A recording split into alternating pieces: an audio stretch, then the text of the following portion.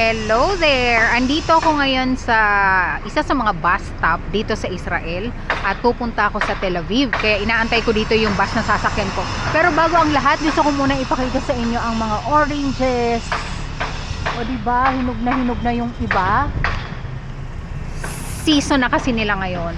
So alam nyo ba, kaya ako nakakapunta sa mga lugar-lugar dito sa Israel, yung mga malalapit lang, yung kaya lang biyahihin ng public transportation, is gumagamit ako ng Google Maps, tsaka yung isang application na dito na tinatawag na Move It.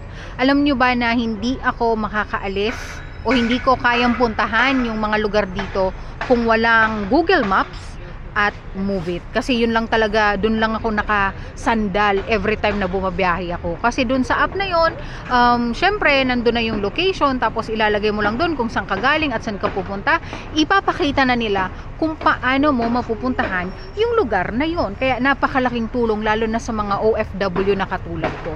So ayun lang, shinare ko lang, diba? Sa Pilipinas kasi hindi ako masyadong marunong mag-commute, tapos alam nyo ba na dito ko lang natutunan paano gamitin yung Google Maps na yan para sa direction. Sa Pilipinas hindi ko ginagamit yan at hindi ako marunong tumingin yan. Pero nung napunta ako dito sa Israel, kailangan, wala akong choice at wala akong ibang masasandalan kundi sarili ko. Kaya kahit papano inaral ko at naligaw naman ako ng ilang beses bago ko natutunan. Pero ngayon hindi ko pa rin naman siya masyadong kabisado. Naliligaw pa rin naman ako. Pero kahit papano hindi na ako masyadong natatakot. Nasasanay na ng kaunti. Ganon.